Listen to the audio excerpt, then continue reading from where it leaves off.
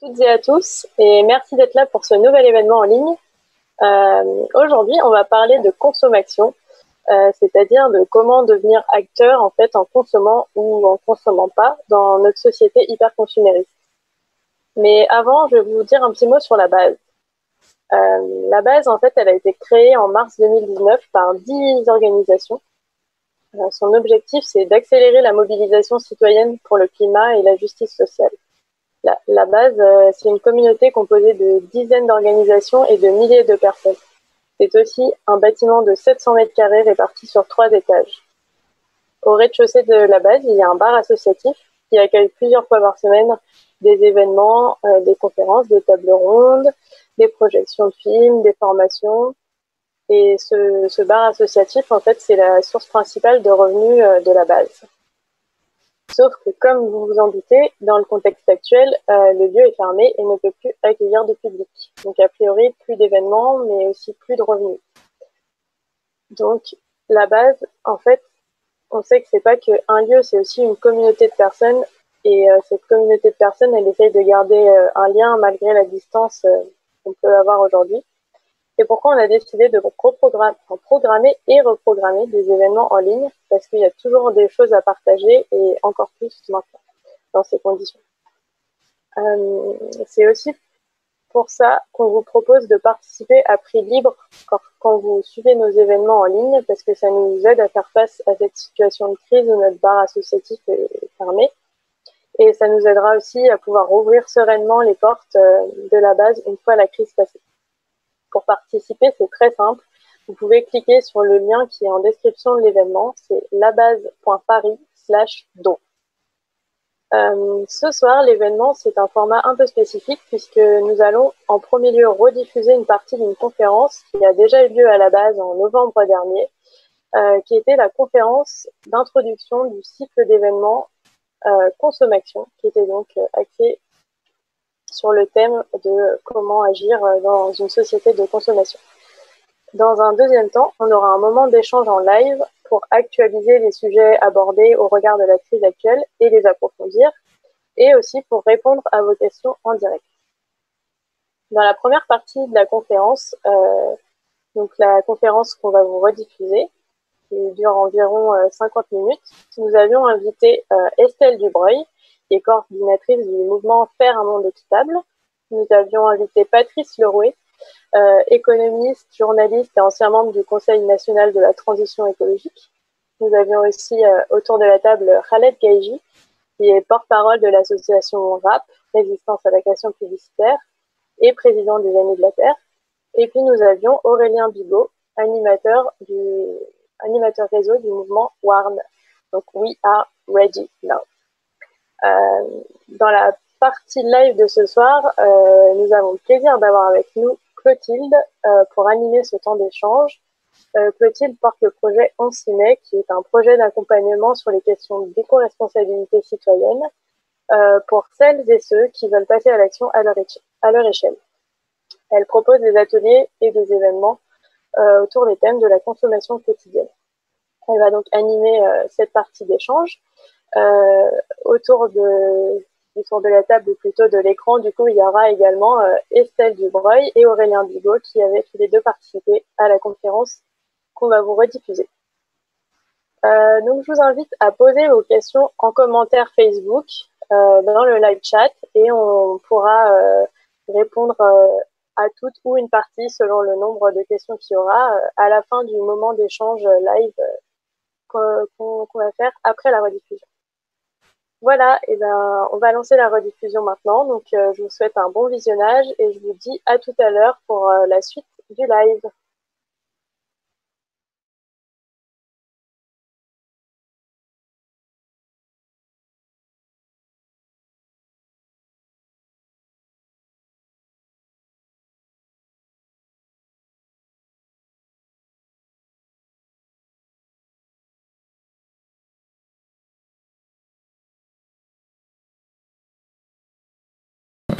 Plus en détail, comme je vous l'ai dit, on va tâcher de poser les bases de l'impact social et environnemental de la société de consommation.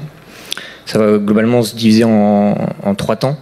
Un premier temps, on va tenter de développer les conséquences de ce modèle sur l'environnement et la société, revenir sur les notions de création de besoins, de consommation à outrance, de profit pour le profit, et tâcher de répondre aux questions de quand date le système, comment s'est-il construit, comment se décline-t-il aujourd'hui, qu'est-ce qu'on peut faire et quels sont ses vices. Deuxième temps, on va, une fois le constat posé, on va tâcher d'apporter des propositions d'alternatives à ce système. Que proposer pour contrer ces abus, comment repenser le vivre ensemble au sein de ce modèle ou en marge, et à quelles échelles agir. Voilà, j'ai bientôt terminé. Je vais vous présenter les 4 intervenants et intervenantes qu'on accueille ce soir. D'abord Aurélien Bigot, ici présent, référent WeDéclic au sein du mouvement WARN. Le mouvement WARN, il rassemble des gens qui se questionnent et qui se bougent pour un quotidien plus épanouissant et durable. Il fait le constat que des solutions existent pour résoudre des problèmes de société, nos problèmes de société, et que nous sommes prêts et prêtes à les porter. Patrice Lerouet, ici, pardon, économiste, journaliste et ancien membre du Conseil national de la transition écologique. Alors pour information, ce conseil, c'est une instance de dialogue en matière de transition écologique et de développement durable, consulté notamment sur les projets de loi concernant à titre principal l'environnement, l'énergie et la transition écologique. Ensuite, Estelle Dubreuil, ici présente, membre du mouvement Faire un monde équitable. C'est un mouvement qui regroupe des consommateurs et des consommatrices engagées en faveur d'un commerce davantage équitable et d'une consommation réfléchie et responsable, informant notamment sur les conséquences de nos achats sur les conditions de vie et de travail des travailleurs et des travailleuses des pays producteurs. Et pour finir, Khaled Gaji, membre de Résistance à l'agression publicitaire. C'est une association qui vise à lutter contre les effets néfastes de la publicité, via des actions ludiques, créatives et non violentes, actions et aussi des actions juridiques, l'interpellation des élus et la sensibilisation des médias et du public. Donc voilà, j'en ai terminé. On va commencer la table ronde par la projection d'un petit film de 6 minutes qui s'appelle Qui a le pouvoir et qui est issu d'une étude de 2015 à laquelle Faire un monde équitable a participé. Il précise l'évolution et les impacts négatifs du système agroalimentaire qu'on retrouve sur toutes les autres filières de production. Et je laisserai ensuite Estelle nous faire un petit topo là-dessus. Voilà.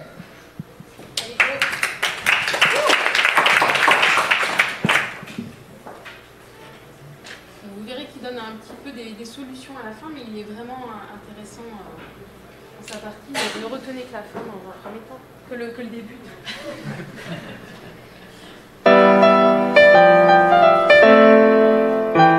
On connaît tous les Chocostars, les cookies au cœur tendre et leurs généreuses pépites de chocolat. Ils mettent le paquet pour que tout le monde les adore. Mais finalement, qui s'intéresse vraiment à eux? Qui sont-ils? D'où viennent-ils? Quelle est l'histoire de leurs ingrédients? Blé, cacao, sucre. Si on les retrouve dans notre alimentation depuis des siècles, leur production génère désormais des impacts majeurs sur nos sociétés et sur l'environnement. À tel point qu'aujourd'hui, pour la majorité des petits producteurs, notamment au sud, les codes-barres de nos produits ressemblent à une prison. Mais comment en sommes-nous arrivés là? Pour le comprendre, voici la petite histoire d'un sac de farine. Jusqu'au Moyen-Âge, notre sac s'échangeait principalement au niveau local, sur les places de village et dans les premiers marchés de gros. Au XVIe siècle, avec la colonisation, de nouveaux produits apparaissent sur le marché. On trouve désormais du café, du sucre ou du coton produits à l'autre bout du monde, dans de grandes plantations dont les propriétaires contrôlent les prix, les volumes et tirent profit de l'esclavage. Petit saut dans le temps. À partir de la révolution industrielle, il faut approvisionner les villes, qui se remplissent au détriment des campagnes. On communique mieux, on se déplace plus vite.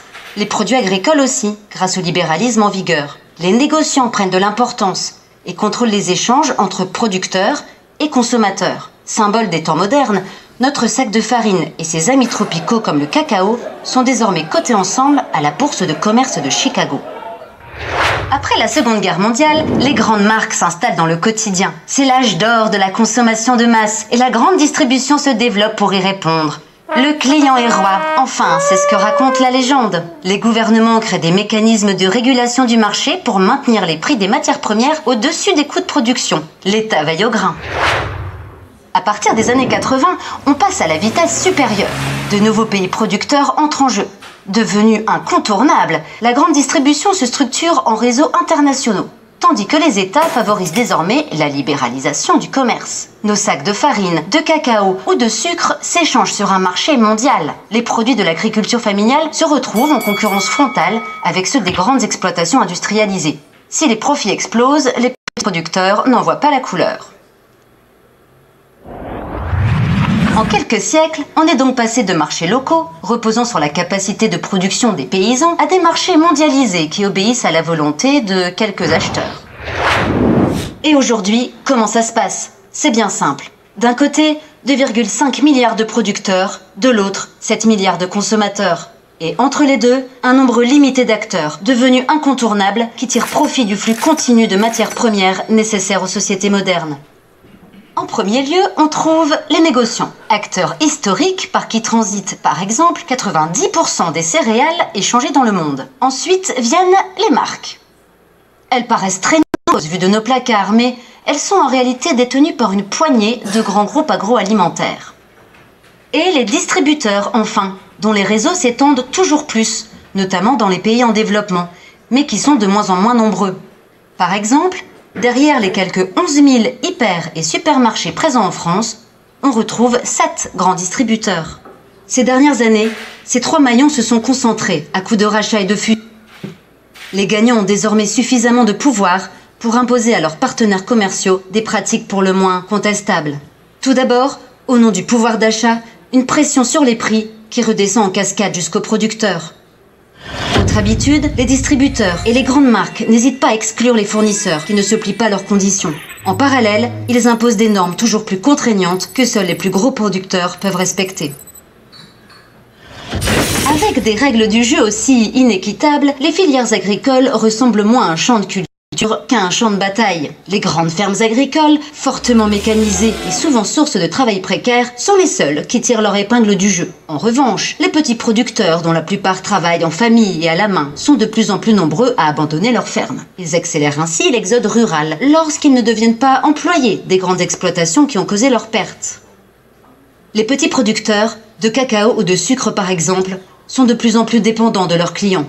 Revenus en baisse, instabilité des prix. Dans de nombreuses régions, leurs conditions de vie se dégradent sous la pression des acheteurs. Ils ne parviennent plus à se projeter dans l'avenir et le travail forcé des enfants perdure. Décidément, qui sème le grain ne récolte pas les profits. Mais ces impacts sociaux ne sont pas le seul prix à payer. Pour augmenter leur rendement, grandes fermes et petits producteurs sont tentés d'utiliser massivement des pesticides et des engrais. La faune, la flore et la santé font les frais de cette surenchère chimique. Dans les grandes exploitations, on pratique souvent une monoculture intensive, gourmande en eau, épuisante pour les sols et génératrice de CO2. Le climat se dérègle, les ressources s'épuisent. Bref, derrière les belles promesses des distributeurs et des grandes marques, l'addition commence à être lourde. Alors que faire ?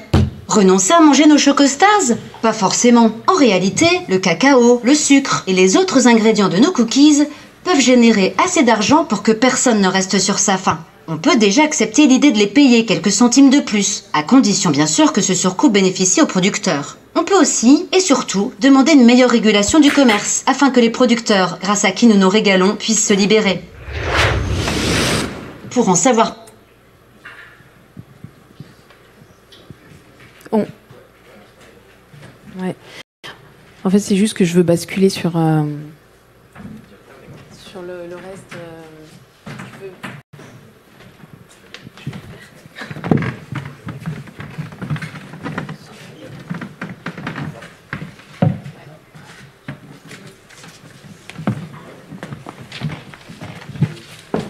Bon, du coup, j'enchaîne. Non ? Ouais. Bonsoir à tous. Ravi que vous soyez avec nous ce soir, nous tous. Du coup, moi, j'ai souhaité vous passer ce film en préambule, parce que je trouve, alors, non seulement, effectivement, on y a participé, mais aussi, je trouve qu'il résume bien le système dans lequel on vit et comment ça s'est mis en place. La première chose que je retiens, je vais revenir, en fait, sur des choses qu'on a vues dans le film, La première chose que je retiens, c'est que, et c'est pas une surprise, mais il faut se le dire, et c'est un point de départ, clairement notre système de consommation aujourd'hui est responsable et la source de la plupart des déséquilibres, pour pas dire tous, mais des déséquilibres sociaux et environnementaux qu'il y a sur la planète. Donc ça, nous, on en est carrément persuadés et on va voir pourquoi. La deuxième chose, c'est que c'est pas un hasard, en fait. C'est pas passé comme ça du jour au lendemain, c'est pas conjoncturel, c'est largement structurel. C'est-à-dire qu'il y a eu une évolution des systèmes économiques qui se sont mis en place petit à petit et qui fait, on l'a vu dans le film aussi, que qu'il y a eu, voilà, que ce soit politique ou des faits différents qui se passent avec les acteurs économiques. En tout cas, à un moment, ça a évolué à un tel point qu'on arrive à un système qui est complètement inégalitaire et qui maintient en fait cette destruction en fait au quotidien. La première chose, c'est la concentration du pouvoir. Clairement aujourd'hui, ce sont les gros qui existent et qui subsistent. On l'a vu là. Et moi, je vais vous dérouler un peu la filière café parce qu'elle est hyper intéressante à voir en trois slides. Mais ça permet aussi de voir un produit du quotidien, de grande consommation, et qui est complètement symbolique en fait de toutes les autres filières agricoles. On parle de l'agricole, mais ça concerne nos filières enfin toutes les filières de production en fait. Derrière, donc voilà, alors, on va pas rentrer dans les détails, mais en gros, aujourd'hui, dans le café en France, il y a 81% des ventes qui sont faites par 3 grands groupes, en fait. Et donc, dans lesquels on retrouve forcément Nestlé, et on retrouve, alors les autres, ils vont peut-être rien vous dire, mais si, Mondelez, JDE, à côté, en bas, c'est Mondelez. Mondelez, c'est l'ancien Kraft Food, qui s'est transformé et qui a fusionné avec Sara Lee, et qui forme un gros machin. Et vous voyez en fait qu'ils ont 36 000 marques. Alors ça, ici, j'imagine que vous le savez tous, mais en fait, dans la plupart des têtes des concitoyens, eh ben, on se dit, ouais, c'est plein de petits acteurs. Ben non, en fait, c'est un seul acteur qui détient en fait le pouvoir derrière et qui a toutes ces marques. Si on prend JDE, là, en orange, complètement à gauche, c'est donc Mondelez, Maison du Café, L'Or Expresso, Senseo, Tassimo, Jacques Vabre, Grand-Mère, Maxwell. Je pense que vous allez dans vos rayons, vous les retrouvez tous, et donc ils sont tous à la même machine derrière. Et puis on a Lavazza qui est derrière. En gros, ce que je veux dire par là, c'est que effectivement, ce sont des gros qui détiennent l'ensemble des marques et qui ont suffisamment de pouvoir pour faire la loi, en fait. Et au milieu de ça, les autres n'existent pas ou ont vraiment du mal à exister. Et puis aussi, c'est que ça va pas en s'arrangeant, en fait. C'est-à-dire que entre 2008 et 2017, il y a eu une accélération, en fait, des fusions. Et on est dans ce système où en fait ils grossissent de plus en plus. On pourrait se dire c'est pas grave, sauf que du coup ça a des conséquences. Ça entraîne, c'est-à-dire qu'ils sont libres de faire ce qu'on appelle les pratiques commerciales déloyales. Et le mot est vraiment utilisé comme ça, même par, en tout cas par les politiques et même des fois par les acteurs économiques. En fait, ces pratiques commerciales déloyales, c'est le fait d'avoir recours en fait au chantage. De faire une pression sur les prix, le chantage au déréférencement, c'est-à-dire que quand vous êtes un agriculteur, eh bien si on vient vous voir et qu'on vous dit tu me vends, je t'achète à tel prix, clairement en fait on n'a pas le choix. Il y a aussi le fait quand on est gros et peu nombreux, eh ben on a l'exclusivité en fait du marché. Et ces pratiques commerciales déloyales, du coup, elles entraînent aussi, ça fait que c'est un monde sans valeur où l'enrichissement est la clé en fait. Donc là, je vous montre en fait ce qui s'est passé dans la filière café. Toujours, en 20 ans, en fait, il y a eu un doublement de la valeur liée aux ventes de café torréfié. C'est-à-dire qu'il y a eu 1,2 milliard qui ont été amassés par les torréfacteurs et les distributeurs, donc c'est-à-dire l'aval de la chaîne de production. Alors que de l'autre côté, les producteurs et les négociants, c'est-à-dire tout le reste, c'est 25 millions de caféiculteurs dans le monde. Les négociants, j'ai pas le chiffre, mais en tout cas, ça fait un paquet de monde. Et eux, ils ont eu que 4% de l'augmentation. Donc on est vraiment sur ce non-ruissellement. Il y en a qui accaparent clairement la valeur économique qui est créée par la production et qui ne la partagent absolument pas. Et en fait, ce qui est intéressant, c'est pourquoi cette valeur, en fait, et ça fait lien sûrement avec quelque chose qu'on va approfondir après, c'est que s'il y a eu une telle évolution, si aujourd'hui la filière café est celle qui crée le plus de valeur, de richesse en fait au monde, c'est la boisson la plus consommée après l'eau et après le pétrole. Après le pétrole, c'est elle qui crée le plus de valeur. Et ben parce que ils ont inventé un super truc. Vous savez ce que c'est? Ce qu'ils ont inventé pour gagner autant d'argent? Si, parce que normalement, alors j'espère qu'ici vous en consommez pas. Mais oui, la dosette, l'outil marketing par excellence en fait, qui fait que en fait, voilà, ils payent pas le prix, mais en même temps, ils créent des outils supplémentaires qui leur permettent de s'enrichir. Si on calculait l'os, enfin, c'est marqué là, mais en fait, on a calculé grosso modo que l'augmentation aurait dû être, suivant voilà l'augmentation classique, l'inflation, etc., de 310 millions d'euros et non pas de 1,2 milliard en fait. Donc la dosette a créé en fait de la valeur supplémentaire et ça montre aussi toute la difficulté pour nous consommateurs. On y reviendra tout à l'heure. On nous crée des outils puis des fois on a envie de les utiliser. On est en pleine dissonance là-dedans. Et on en reparlera de cette dissonance. Voilà sur la. Ça, je vous l'ai déjà dit, mais c'est intéressant de savoir voilà, que le café est ce qui crée le plus de dosette. Et du coup, ça veut dire quoi? Ça veut dire qu'en créant aussi dans la dosette, eh ben, le producteur est celui qui gagne le moins dans une dosette, en fait, de 2 à 4% pour le producteur. Donc c'est encore pire que dans le café moulu dans un autre format. Ok. Et du coup, nous, ce qu'on dit à faire, c'est que la problématique, en fait, elle est vraiment économique. Elle vient non seulement de la structuration, en fait, du pouvoir des acheteurs. C'est ce que vous voyez dans le schéma là, qui reprend en fait toute les déséquilibres. C'est le système dans lequel on vit, avec la libéralisation et la financiarisation en fait des matières premières, entraîne non seulement la pression sur les prix, les pratiques commerciales déloyales et la volatilité des prix dans lequel, en fait, quand on est agriculteur, c'est très compliqué de se retrouver. Et ensuite, ça crée un système, en fait, qui fait que on voit ici en vert ou en bleu toutes les causes, enfin tous les déséquilibres contre lesquels nous on se bat tous, en fait. Clairement, sur la partie sociale, aujourd'hui, on est les agriculteurs, et vous le savez, n'ont absolument pas les moyens de se défendre ni de pouvoir vivre de leur travail. Tous les producteurs de café dans le monde, à moins d'être dans une filière qui rémunèrent correctement, sont en dessous du seuil de pauvreté et sont pas en dessous tout juste, sont en dessous. Et puis d'ailleurs, on s'en fout qu'ils soient en dessous un peu ou beaucoup, mais en tout cas, ils le sont en fait. Et pourtant, c'est un produit de notre consommation courante.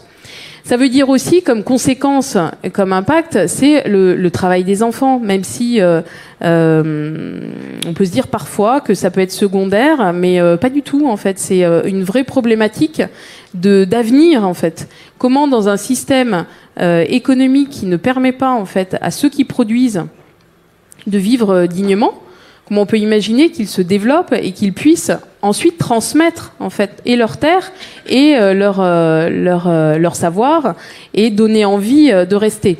Donc ça crée tout un système en fait d'impacts sociaux comme l'analphabétisme, comme le fait que les femmes qui sont hyper présentes aussi dans les systèmes agricoles ne sont absolument pas reconnues.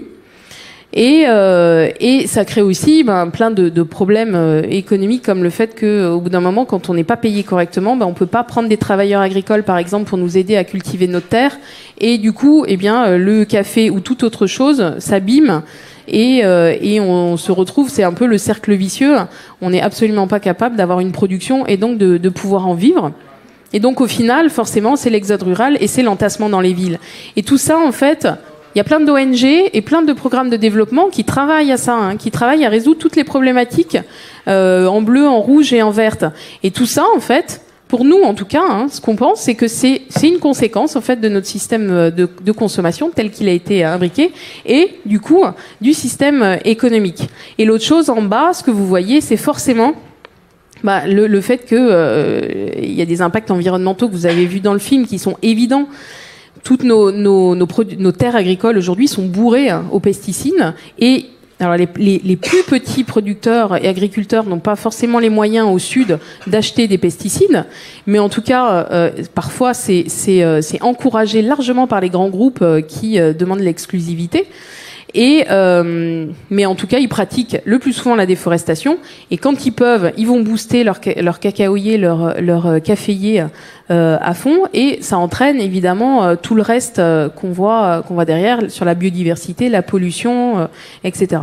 Et ce qui est intéressant, c'est de se demander qui paie le prix de tout ça. Ouais, ça c'était les seuils de pauvreté, mais voilà. Qui paie le prix de tout ça? Et ça nous ramène aux coûts sociétaux, en fait.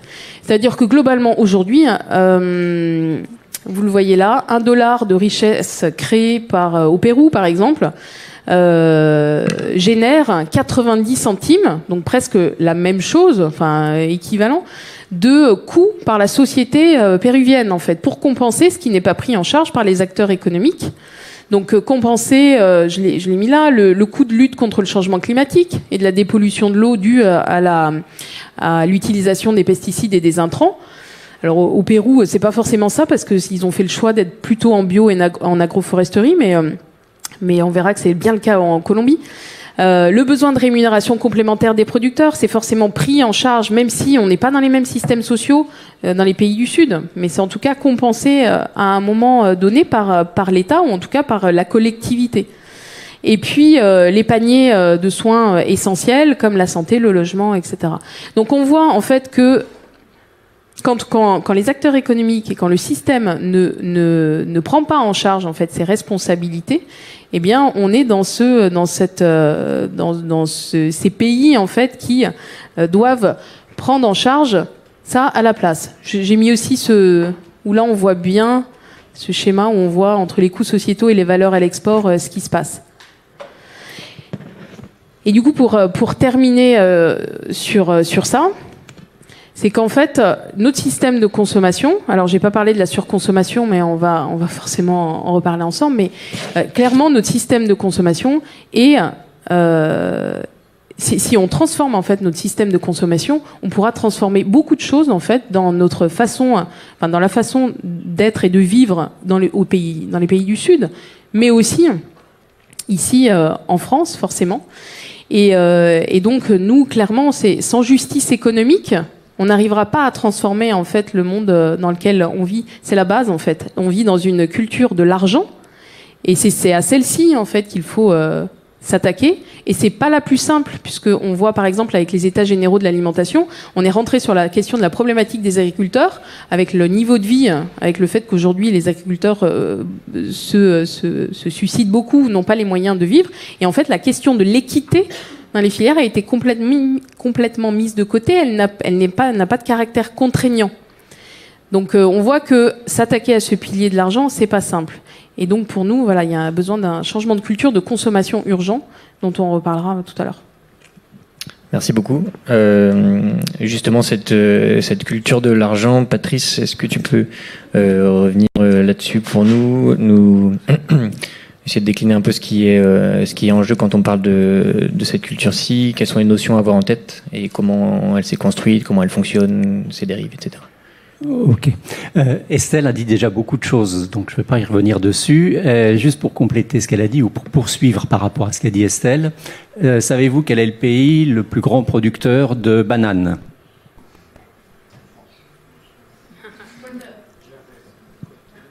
Bravo, ce sont les îles anglo-normandes. Si l'on se fie au lieu de domiciliation des grands producteurs de bananes.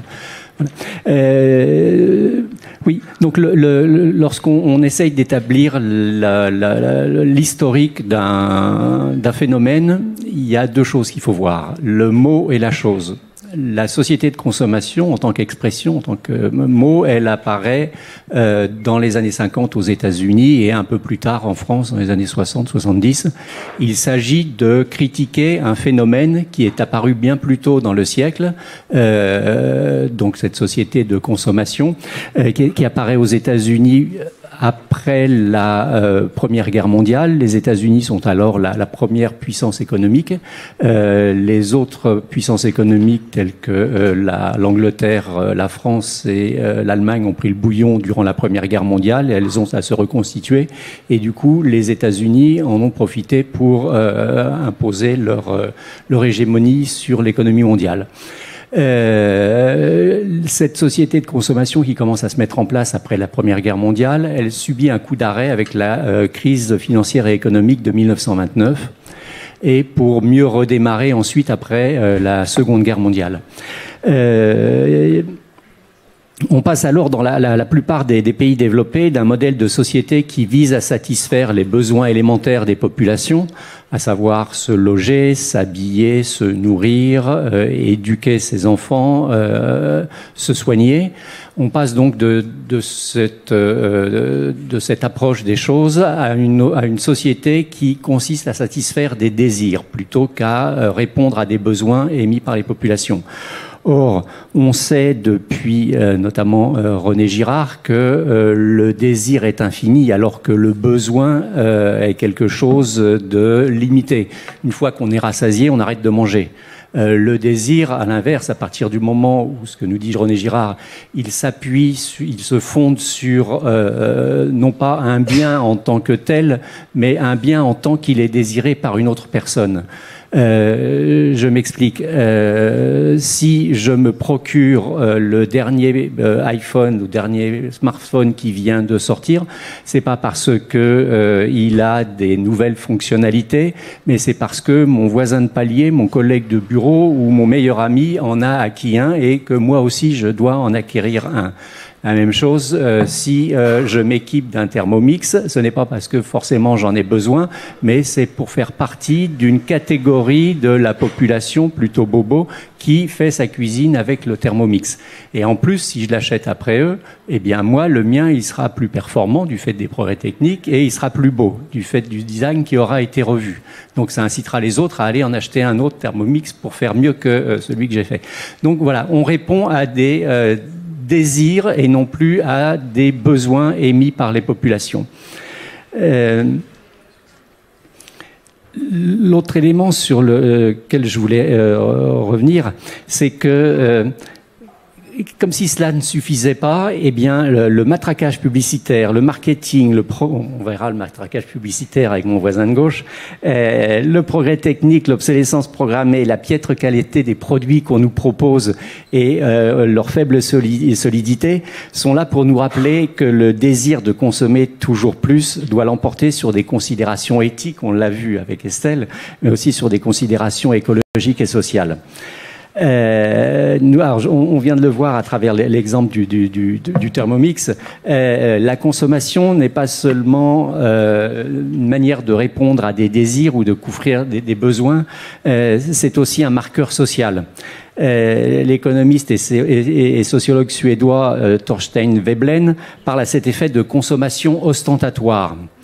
Les plus riches ont besoin de se démarquer socialement et en adoptant des standards de vie élevés, ils incitent les plus démunis, ils instillent chez les plus démunis le désir de consommer comme eux.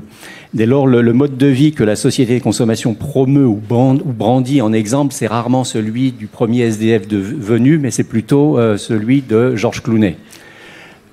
On retrouve les dosettes d'Estelle.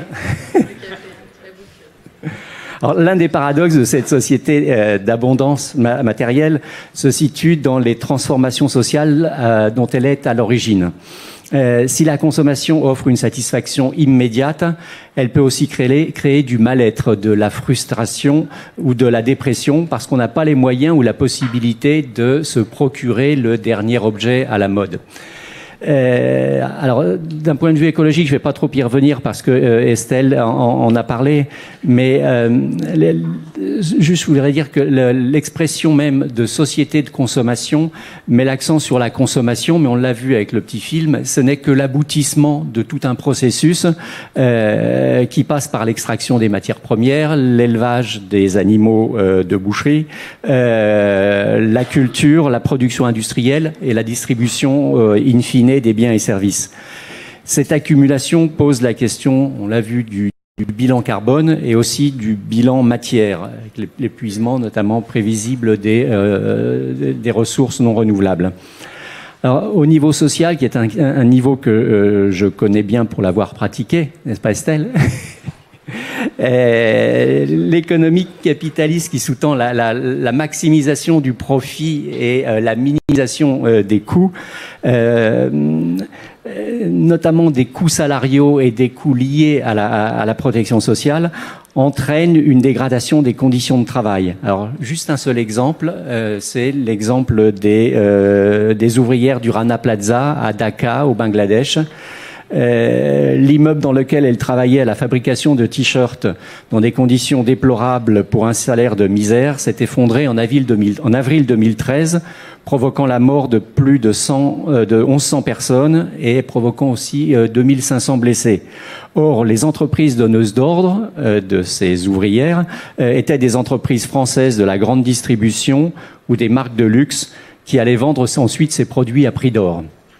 Donc ça pose un problème de la responsabilité sociale des entreprises et suite à cet événement dramatique, une loi a été adoptée en France, mais les organisations patronales ont freiné des cas de fer et ont tout fait pour que ce projet de loi, cette proposition de loi, puisque c'était déposé par un parlementaire, pour que cette proposition de loi n'aboutisse pas.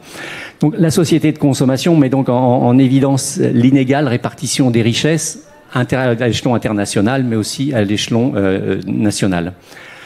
Enfin, une chose à laquelle on ne pense pas, mais que nous ont rappelé les Gilets jaunes, c'est que le consumérisme a également contribué à redessiner les paysages de nos villes et de nos campagnes via la construction de grands centres commerciaux. De ce fait, les centres-villes ont été désertés de leurs habitants et on se retrouve dans des banlieues et les habitants se retrouvent dans des banlieues surpeuplées.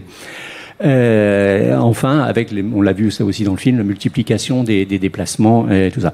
Donc, première conclusion que je tirerais, c'est que cette société de consommation a complètement bouleversé nos modes de vie, parfois par un accroissement de la qualité de vie. Alors, il faut reconnaître qu'au lendemain de la Seconde Guerre mondiale, alors que les personnes,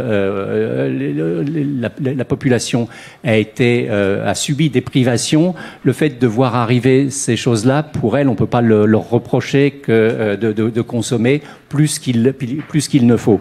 Donc c'est en ce sens où je dis que parfois ça a provoqué un accroissement de la qualité de vie, mais le plus souvent ça s'est traduit par une détérioration de notre relation à l'autre et à l'environnement. Et ça c'est important parce que si la consommation est là pour combler un manque, ce manque est souvent relatif au fait qu'on a rompu le lien social avec les personnes de son entourage. Donc la société de consommation a conduit l'humanité dans une impasse au profit d'une infime minorité de détenteurs du capital et au détriment de notre maison commune et les a asservis à l'idole marchande. L'urgence climatique et sociale nous contraint aujourd'hui de nous en affranchir, reste à savoir comment, et je pense que ce sera j'espère et je crois que ce sera l'objet de la seconde partie. Voilà, je vous remercie. Merci beaucoup pour ce tour d'horizon très très complet. Justement, tu parlais de la distinction entre besoin et désir. Khaled, est-ce que tu peux revenir pour nous sur justement, d'une certaine manière, la société de consommation commence, ou peut-être pas commence, mais la publicité, le marketing, la création de besoins sont des choses centrales, et justement des créations de désirs de besoins qui n'en sont pas à l'origine. Est-ce que tu peux revenir là-dessus pour nous? Ouais. Alors, en fait, il y a un économiste qui s'appelle Serge Latouche qui a dit la société de consommation elle vit grâce à 3 gros piliers. Le crédit qui nous donne les moyens d'acheter, l'obsolescence programmée qui nous donne la nécessité d'acheter et la publicité qui nous donne le désir, l'envie d'acheter. Et donc du coup, moi je vais surtout parler de ça et le lien il est complètement direct. Et comme ça t'a expliqué, en fait depuis les années 50, 60, on est dans une société de surconsommation, on pourrait l'appeler aujourd'hui peut-être en soir, mais on est en gros dans une société aussi qui nous donne, en fait, le développement de la publicité, en gros dans les années 60, il est devenu vraiment exponentiel. Mais il y a quand même un lien avant, en fait, parce qu'on parle de la société de consommation, mais il faut vraiment faire le lien avec la société du productivisme, de l'industrie. En fait, la publicité, elle existe depuis longtemps. Il y avait avant des crieurs de rue, des trucs comme ça. Mais en gros, c'est au 19e siècle, avec la révolution industrielle, on a commencé à faire exploser un petit peu plus nos gaz à effet de serre, on va dire, qu'on a eu en gros l'arrivée de la publicité, c'est-à-dire que c'est une industrie qui est arrivée au service de l'industrie. En gros, la publicité n'est pas un problème en soi, mais dans un système économique de surconsommation, de surproduction, d'extractivisme de masse, ça devient un véritable problème avec un développement en fait qui s'est fait petit à petit, surtout au XXe siècle, où dans les années 30, elle a eu quand même une augmentation quand même, parce qu'il y a eu un second souffle qui a été apporté notamment par des publicitaires, des influenceurs professionnels comme Edward Bernays, qui est le père de la propagande politique actuelle qu'on a, et notamment de la publicité, donc qui est le neveu par alliance de Freud, et Sigmund Freud. Et du coup, est-ce que vous savez, Sigmund Freud, ça vous fait penser à quoi quand je vous dis ça? Je sais pas là. Comment? La psychanalyse, l'inconscient. Et justement, alors du coup, et Edward Bernays, il a compris un truc, c'est quand on parle à la masse, on parle à l'inconscient. Tout simplement. Et c'est ça, en fait, le rôle de la publicité dans la société, vu qu'elle parle toujours à des masses de personnes en général, c'est qu'elle parle à notre inconscient. Et du coup, c'est ce qui fait, la conscience, c'est ce qui fait qu'on est souvent, enfin, chacun différent l'un de l'autre. L'inconscient, on a un inconscient collectif, on a un inconscient de masse, en tant que classe sociale, en tant que quelque chose comme ça, ou en tant qu'être humain. Et du coup, en fait, c'est ça qu'il a compris. Et il a développé des nouvelles techniques, justement, d'influence. Il est connu pour être l'homme qui a fait fumer les femmes en associant l'idée. Ça, c'est une technique d'influence énormément utilisée dans la publicité. L'association d'idées. On en a parlé un petit peu tout à l'heure, où on voit George Clooney, un mec super sympa, souriant, machin, avec un café. On se rappelle tous du What Else, tout ça. Donc du coup, en fait, c'est un énorme développement de la publicité qu'il y a eu à ce moment-là. Et dans les années 60, on est arrivé en fait avec le développement du marketing, où il y a eu en gros de plus en plus de publicités ciblées qui se sont développées. Et ils ont vraiment compris que justement, avec les phénomènes de mode, des choses comme ça, en plus avec un bon coup de pouce de l'État qui veut pousser la consommation, mais il y a eu en gros des choses qui sont faites.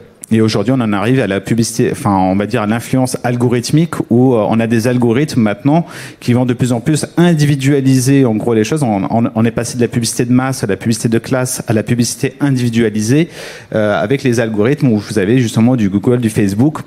Coucou Facebook, qui en gros, justement, nous cible encore plus, individualise encore plus notre relation à la consommation en fait en soi, mais ça relève aussi de l'inconscient. Donc bon, j'ai fait un truc un peu général par rapport à ça, mais en gros la publicité et la surconsommation, c'est quoi? C'est que en fait, il y a une technique en gros d'influence dans la publicité qui, en gros, les psychologues ont beaucoup analysé ça. Je vous ai parlé un peu de l'association d'idées, mais il y a un truc très simple en fait, c'est la répétition des messages. C'est-à-dire qu'en fait, c'est pour ça que vous verrez souvent de la publicité devant vous avec des messages qui se répètent, parce qu'en gros, quand on vous répète un message, vous le retenez. Et quand vous êtes retenu quelque chose inconsciemment, en plus, c'est-à-dire que vous ne regardez pas la publicité, mais vous la voyez, votre cerveau l'enregistre, bah, à partir de là, en fait, vous y êtes habitué. Ce qui est habitué, enfin, il y a une habitude en fait par rapport à ça. Ça devient familier. La famille, c'est plutôt sympa en général. Donc du coup, en fait, vous avez plus inconsciemment, en gros, envie d'aller acheter ou vous pensez plus aller une marque de soda plutôt qu'une autre, des trucs comme ça, sans même le savoir où vous allez. C'est des mécaniques en gros qui se développent par rapport à l'inconscient. Et là, les gens qui ont bossé sur, en fait, en gros, ce que je vous dis là, c'est que la publicité, c'est une machine à frustrer. Aussi une machine à vous ramener en gros vers des marques, parce que son objectif c'est de vous influencer pour aller consommer ou faire une action autre, parce que il y a des formes de publicité pas que de surconsommation, mais très politique, qui font de la propagande de marque, des trucs comme ça. Je vais pas rentrer sur ce terrain-là parce que sinon je mettrais des heures. Mais en gros, voilà, les psychologues ont bien démontré en gros qu'il y a des techniques d'influence qui montrent que la publicité nous amène à aller consommer, ou en tout cas ne cherche à nous amener à aller consommer. Après, il n'y a pas le bouton achat dans notre cerveau. Ils n'y arrivent pas à 100%, c'est pour ça qu'ils affinent leur technique d'influence encore plus, et puis on a un système un peu à bout qui a besoin de nous faire surconsommer encore plus, parce que voilà, il y a des parts de marché, des trucs comme ça derrière. Donc du coup, voilà. Ça, c'est pour les psychologues. Après, au niveau de la surconsommation, on a aussi donc, nous on fait un peu gaffe, enfin on fait quand même assez gaffe à toujours reprendre un peu des études et tout ça pour pas dire n'importe quoi. On n'a pas vraiment beaucoup d'études et qui nous montrent que la publicité, en gros, au niveau macroéconomique, général, nous amène à surconsommer. C'est-à-dire que les psychologues le démontrent, et il y a des liens en tout cas de l'influence, mais comment on démontre que globalement ça marche?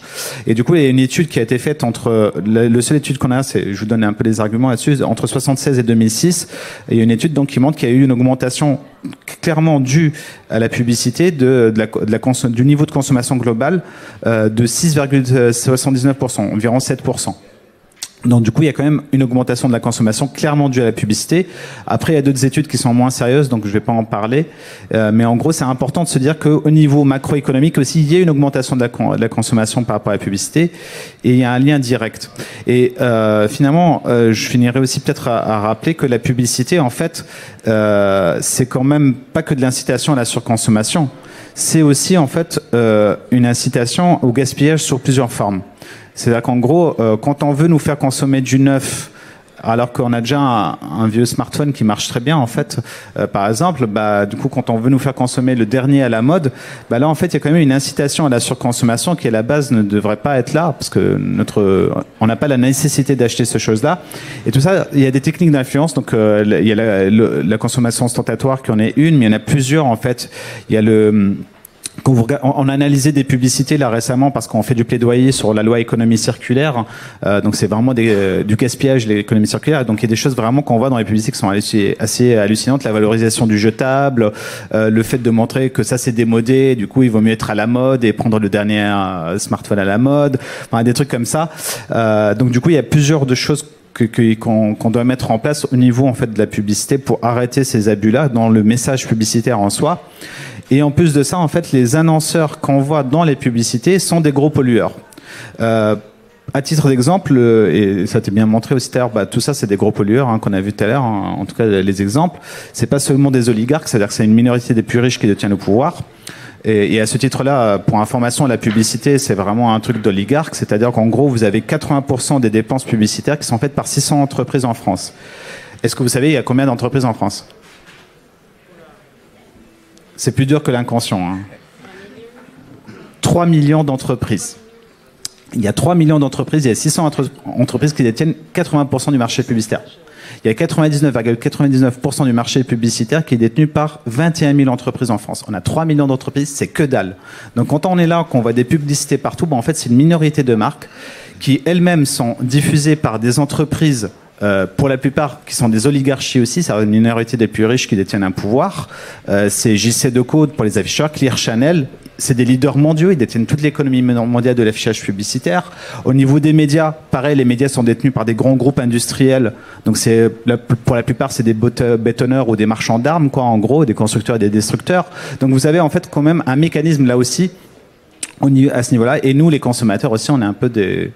on est un peu les pays. La France est l'un des pays les plus riches du monde, donc du coup on est un peu une oligarchie nous-mêmes. Donc du coup en fait tout ce système publicitaire est un système oligarchique. Et en plus de ça, les annonceurs qui polluent énormément, et les annonceurs qu'on voit dans la publicité, à titre d'exemple, en fait, l'industrie de la voiture, de l'automobile, donc qui est quand même un truc assez polluant, c'est le deuxième plus grand annonceur en France. Donc les annonceurs, c'est les marques qu'on voit dans les publicités. Donc on est vraiment face à un système en gros où on voit en fait la plupart de ces marques-là, c'est des énormes pollueurs, et du coup on est quotidiennement amené à les consommer. Surtout qu'au niveau climatique, ça pose vraiment un problème. Mais le vrai problème, c'est vraiment, je pense que là on est d'accord là-dessus, et je vais finir là-dessus, c'est la surconsommation. C'est-à-dire qu'en gros, quand on voit que par exemple, il y a un bureau d'études BLA Evolution qui a fait une étude qui a dit qu'en gros, si on voulait respecter les engagements climatiques à 1,5 degré d'ici 2030, en fait, il faudrait qu'on passe de 10 kilos de vêtements neufs achetés aujourd'hui à 1 kilo. Vous imaginez la mise sur régime qu'il va falloir qu'on mette en gros dans la société. Et la publicité a sa part. Elle est insuffisante, elle toute seule. Je pense qu'il ne faut pas analyser le système de consommation de masse à lui tout seul, mais il faut analyser le système en général et mettre des quotas à la production et agir aussi au niveau de la consommation, bien sûr, via la publicité. J'arrête là. Parfait. Merci beaucoup. Aurélien, tu voulais réagir à ce qui a été dit et notamment rappeler quelques chiffres si je dis pas de bêtises. Oui, en effet, il y a beaucoup de choses qui ont été dites, notamment sur les impacts sociaux, notamment de la société de consommation, énormément d'impacts environnementaux, que ce soit aussi bien au niveau de l'épuisement des ressources, au niveau de l'effondrement de la biodiversité, au niveau de tous les tas de pollutions qu'on a pu voir dans les exemples précédents. Et puis, j'aimerais rappeler quelques chiffres aussi sur le défi climatique, parce que donc il y a plein de raisons en fait de se mobiliser, de sortir de cette société de consommation. Et il y en a un qui est chronométré. C'est que en gros, plus on attend et plus ça devient impossible d'atteindre les objectifs que la communauté internationale s'est fixée à elle-même. Et il y a quelques jours, en début de semaine, il y a l'ONU qui a publié l'état sur les trajectoires des émissions et à quel point on est loin des objectifs qu'on s'est fixés. Et il se trouve que dans l'état des politiques actuelles, ça nous mène vers un réchauffement de 3,5 degrés d'ici la fin du siècle, donc quasiment, en gros, 2 fois plus que ce qu'on s'est fixé. On s'est fixé 2 degrés, idéalement 1,5. Et le 1,5, notamment, tu as cité l'étude de B à l'évolution, ça devient de plus en plus impossible à atteindre, dans le sens où il faudrait, dès l'année prochaine, baisser de 7,6% par an les émissions. D'ici 2030, chaque année, moins 7,6. Si on voulait, donc ça c'est au niveau mondial, donc encore plus sur des pays comme la France qui ont des émissions plus fortes, notamment par habitant. Donc 7,6% par an si on veut atteindre les 1,5 degrés. Et même si on veut rester sous les 2 degrés, c'est moins 2,7% par an qu'il faut faire chaque année. Donc actuellement, ce qu'on trouve de plus efficace pour baisser les émissions, c'est les crises économiques, ce qui n'est pas très souhaitable, et ça nous mène même pas à de telles réductions. Donc on voit que, en gros, il y a un besoin de développer. Il y aura une partie des solutions qui seront d'ordre technologique, mais bien évidemment, le gros du travail, ça va être d'avoir une société qui est beaucoup plus basée sur de la sobriété, donc ça demande de changer les modes de vie, le modèle économique de manière générale. Et donc ça, c'est un défi qui est assez énorme. Et la bonne nouvelle quand même dans tout ça, c'est que il y a une mobilisation qui est croissante et il y a une prise de conscience qui est aussi de plus en plus forte. Et pour vraiment faire ce lien avec notre société de consommation, les Français sont de plus en plus critiques en fait face à cette société de consommation. Et c'est là que je voulais citer quelques chiffres d'un baromètre qui est sorti il y a quelques semaines, pour le coup, qui a été fait par l'ADEME avec Greenflex et qui montre que les Français en effet sont très critiques. Donc quelques chiffres. Il y a notamment quand on pose la question du modèle économique actuel aux Français, il y a que 4% des gens qui pensent qu'il est bon et qui fonctionne. Donc ça, c'est Macron et autour, c'est quelques potes sûrement. Après, il y a toute une partie des gens qui pensent qu'il faut revoir le modèle économique, mais garder ses bases. Donc ça, c'est 38% des gens qui pensent ça. Et quasiment 60% des Français pensent qu'il faut complètement revoir le modèle économique. Donc c'est une majorité de Français qui pensent ça. Et sortir du mythe de la croissance infinie. Donc ça, c'est la majorité des Français aujourd'hui qui sont favorables à ça. Même si, pour le coup, ça se perçoit pas forcément de cette manière-là. De même, sur les inégalités, donc sur l'aspect plus social, c'est 80% des Français qui pensent qu'on ne pourra pas avancer sur les questions écologiques tant qu'il y aura autant d'inégalités sociales et économiques. Donc c'est aussi une énorme majorité des Français qui pensent ça. Et 86% des Français aimeraient vivre aussi dans une société où la consommation prend moins de place. Donc c'est vraiment des chiffres que je trouve qui m'ont même surpris à quel point ils sont massifs, et ça montre en tout cas qu'il y a une envie. Après, ça ne veut pas dire que les pratiques sont à ce bon niveau-là. Peut-être que dans ces 86%, il y en a qui participeront au Black Friday demain, on ne sait pas. Mais en tout cas, il y a une envie. Et après, l'étape suivante, c'est du coup de réussir à faire passer tout ça en projet de société bien plus global et de passer à l'action. Merci de finir sur une note, pour embrayer sur la deuxième partie sur une note un peu plus optimiste, après ce tour d'horizon très pessimiste. Peut-être avant de commencer la deuxième partie, on est un petit peu à la bourre, mais peut-être faire un clin d'œil aux activistes qui viennent de revenir, si je dis pas de bêtises. Alors, il y a aujourd'hui un entrepôt.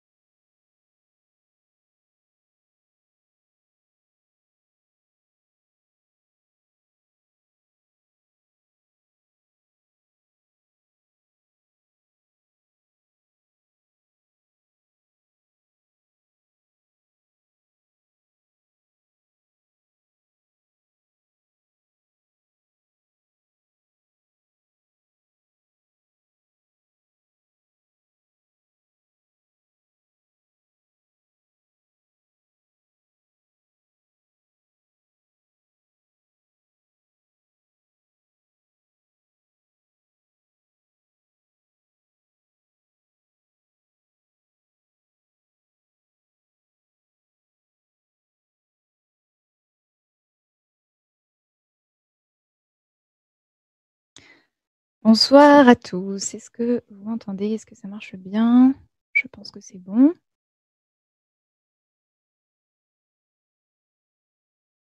Ok. Alors, merci à la base pour cette rediffusion de conférence et merci de nous avoir proposé de reprendre le sujet ce soir. Merci à Estelle et Aurélien d'être là ce soir pour animer cette conférence avec moi. Et merci à vous qui nous regardez depuis chez vous et qui pouvez réagir et poser des questions en direct. On y répondra à la fin. Alors, la consommation, pour reprendre le sujet, je pense que c'est le moment parfait pour aborder ce sujet puisque notre consommation est réduite au strict minimum pendant cette période de confinement. Et c'est peut-être le moment de réaliser que certaines choses ne nous manquent pas tant que ça et peut-être de prendre la mesure aussi des effets négatifs de cette consommation destructrice. Alors, à titre d'exemple, je ne vais pas sortir des milliards de chiffres, mais je voulais juste parler de l'exemple du jean, parce que c'est un basique que à peu près tout le monde a dans sa garde-robe. Qu'est-ce que c'est les déchets qui sont liés à un jean qu'on va acheter? À première vue, ce serait le sac dans lequel on met le jean quand on l'achète, le ticket de caisse que nous donne le vendeur, et puis le jean lui-même qui deviendra un déchet. En réalité, il faut prendre conscience qu'il y a énormément de déchets qu'on ne voit pas, qui sont en amont lors de la conception, du transport et de l'extraction des matières premières. Par exemple, pour un jean, on peut compter environ 800 millilitres d'eau et 32 kilos de matières premières. C'est 65 000 kilomètres parcourus d'un point A à un point B entre le moment où on a l'extraction des matières premières et le tissage du jean, donc c'est-à-dire des gaz à effet de serre. C'est principalement du coton qui est une des cultures qui consomme le plus de pesticides et le plus d'eau au monde. Ce sont des produits chimiques pour teinter le tissu comme le formaldéhyde qui est un cancérigène avéré. Et c'est aussi des effets néfastes sur le plan social. On sait qu'au Bangladesh, où il y a la majorité des usines de tissage, les travailleurs sont payés 0,32 centimes de dollars de l'heure dans des conditions de travail absolument déplorables. Voilà, donc il faut toujours se souvenir que derrière nos objets de consommation de tous les jours, il y a tout ce poids-là qui est derrière, qu'on voit peut-être pas, mais qui existe. Alors, moi, je me demandais, dans une démarche de réduire sa consommation pour en limiter ses impacts, est-ce que on ne reviendrait pas à une définition de qu'est-ce que c'est nos vrais besoins? Donc voilà, maintenant j'invite Estelle et Aurélien, si vous voulez bien réagir sur cette question.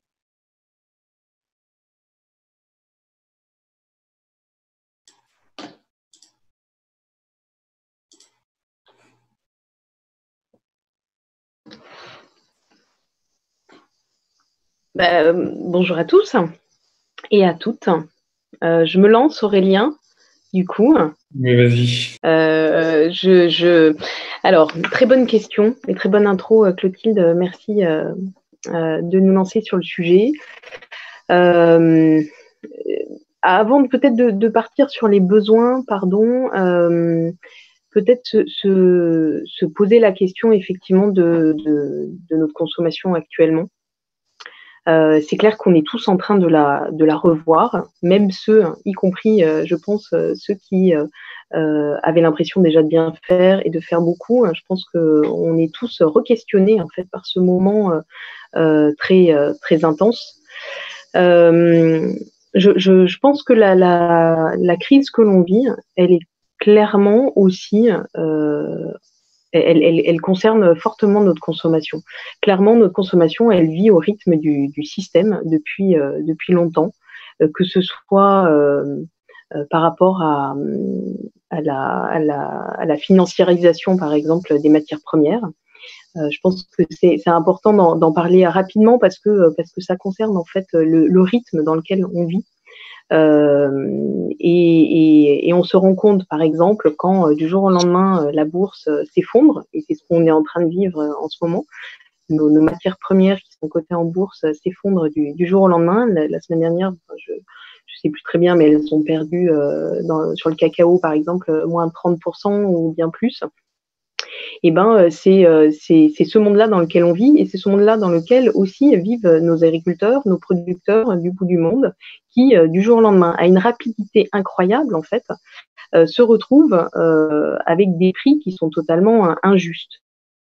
Et ça, c'est des conséquences en fait du système économique dans lequel on vit, et donc notre consommation est forcément liée. C'est-à-dire que on produit vite, beaucoup, et souvent, comme tu le disais, sans prêter attention bien sûr aux conséquences environnementales, mais non plus aux conséquences sociales. Et on a accepté ça en fait. On a accepté ça pendant un bon bout de temps. Et après, on verra peut-être si on va continuer à l'accepter. Donc ce temps-là, forcément, il nous invite à nous re-questionner sur nos réels besoins. Et je pense que forcément, on se rend compte que ce qui est le plus important, en fait, c'est de se nourrir.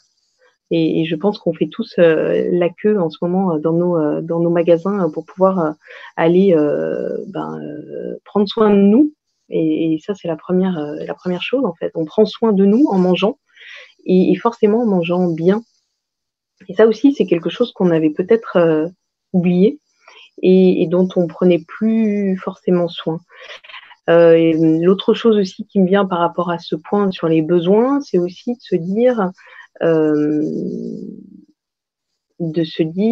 j'ai mangé mon argument, mais c'était forcément en lien avec les besoins. Voilà ce qui est sur les besoins. En fait, j'aurais peut-être d'autres choses à dire, mais je vais laisser Aurélien réagir, et puis je reviendrai peut-être après sur la question. En effet, je sais pas si j'ai la parole sur la question des besoins. En effet, c'est une période extrêmement propice pour se questionner dessus. Je suis tout à fait d'accord sur le fait aussi que l'alimentation est un point extrêmement central qui est questionné dans cette période. Et si on reprend la pyramide de Maslow, qui fait la pyramide un peu des besoins, les premiers besoins sont les besoins physiologiques. Et on se rend compte aujourd'hui de plus en plus avec les défis qu'on a, notamment environnementaux, que même les besoins physiologiques du type s'alimenter sont de plus en plus menacés. Donc là, on a fait l'expérience avec une crise qui est sanitaire, mais avec le changement climatique, il y a également des risques de ce type-là qui sont extrêmement forts et qui pourraient être résolus, notamment toutes les conséquences de la surconsommation nécessitent justement de voir où prioriser nos actions, quels sont les besoins que l'on veut garder, quels sont tous les éléments à la suite de cette crise qu'on a vraiment envie de garder, quels sont ceux dont on devrait se séparer en fait si on veut réellement faire cette transition écologique à l'échelle nécessaire. Et de bien, je pense que la question centrale, c'est justement de se questionner sur ce besoin.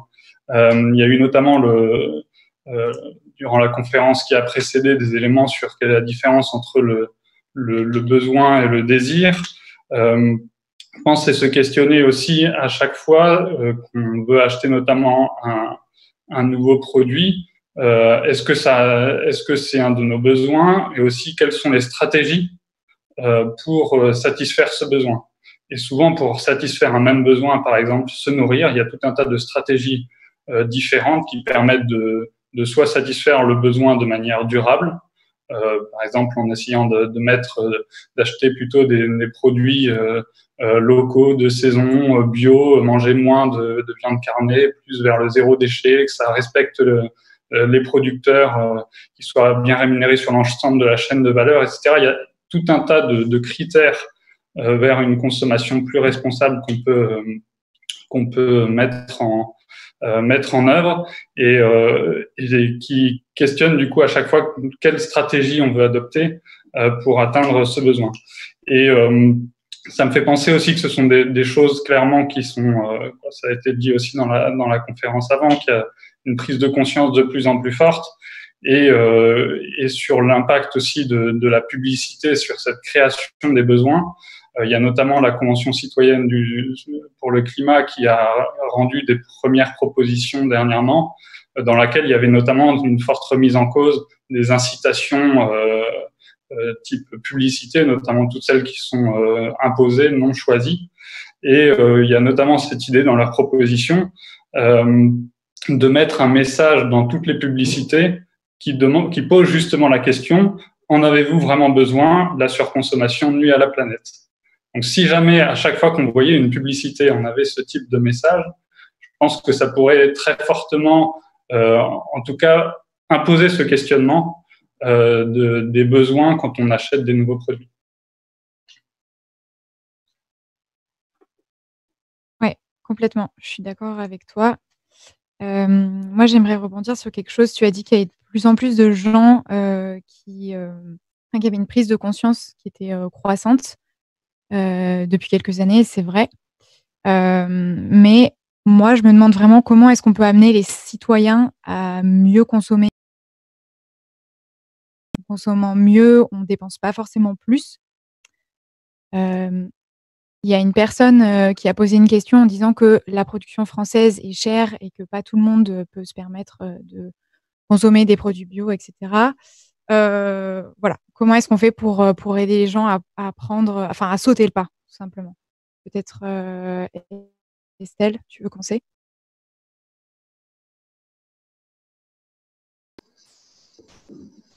Oui, forcément, c'est en lien avec cette question d'avant, en fait, avec la question des besoins. Je pense que ça nous invite à, comme on vient de le dire avec Aurélien, à nous questionner, nous, individuellement, en fait, sur le monde dans lequel on veut vivre, en fait.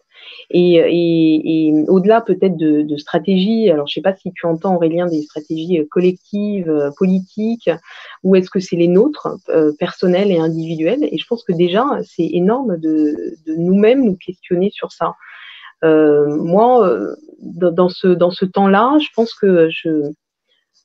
que toutes les valeurs auxquelles on croit doivent aussi être celles qui doivent nous guider. Les valeurs de solidarité, de justice, évidemment de réflexion aussi, et d'y mettre un peu de pensée dans tout ça, mais aussi faire ça avec nos cœurs et nos valeurs.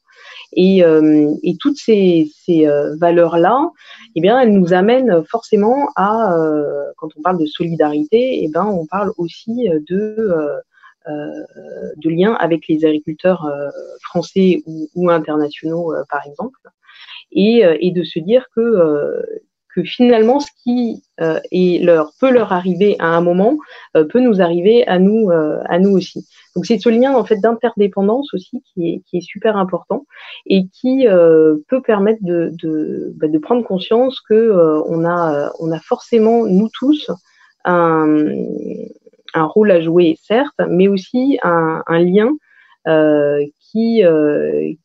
un lien avec tous les acteurs, que ce soit notamment, et je pense, là je réponds un peu à la personne sur les agriculteurs français. Du coup, comment entraîner? C'est aussi forcément, donc en se questionnant nous-mêmes sur le monde dans lequel on veut vivre, parce que on va pas rentrer dans les détails là, mais clairement notre sécurité alimentaire et le fait de donner de plus en plus de place, et nous-mêmes en tant que consommateurs d'être solidaires avec les agriculteurs français et internationaux, ça va avoir énormément d'impact, et on va en avoir besoin fortement dans les mois à venir. Et puis l'autre chose, c'est forcément peut-être de commencer à se renseigner. Alors ça, je ne sais pas si c'est quelque chose qui parle à tout le monde, mais je pense qu'on a encore plus besoin aujourd'hui de connaître l'origine et de connaître ceux qui produisent pour nous.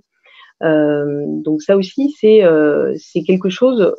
Pendant le confinement, on peut aussi utiliser ce temps-là pour se renseigner sur les agriculteurs qui sont autour de nous et qui produisent, et commencer nous-mêmes à chercher des solutions pour pouvoir consommer local, bien sûr, consommer bio, pourquoi pas, bien sûr aussi, et puis consommer équitable, puisque forcément, c'est aussi l'outil qui assurera, qui garantira en fait notre sécurité alimentaire. Plus on permettra à nos agriculteurs de nous nourrir, et mieux ce sera. pour nous tous, y compris dans ces périodes qui, comme Aurélien le disait, vont se multiplier, sans vouloir faire un oiseau de mauvaise augure, mais qui vont être de plus en plus importantes. Donc globalement, de commencer à connaître ce qui nous entoure et de pouvoir soi-même se fixer sa propre feuille de route pour pouvoir savoir un peu mieux ce qui est important. Et puis la dernière chose, ce sera donc là aussi, on a besoin de garants de confiance. Donc connaître ces agriculteurs, c'en est un. On peut les connaître aussi grâce à toutes les initiatives de consommation qui restent crédibles encore même en cette période-là. Je pense notamment au label de commerce équitable, label bio aussi. Qui sont ceux évidemment qu'on connaît le mieux ici. Il y en a d'autres, mais en tout cas les labels sont aussi une garantie pour pouvoir se fier avec confiance à ce qu'on nous propose dans notre consommation. Alors je ne sais pas si c'est simple en ce moment, vous n'avez pas tous en allant consommer un guide sous les yeux, mais en tout cas peut-être que c'est l'occasion aussi de pouvoir identifier les initiatives auxquelles se fier.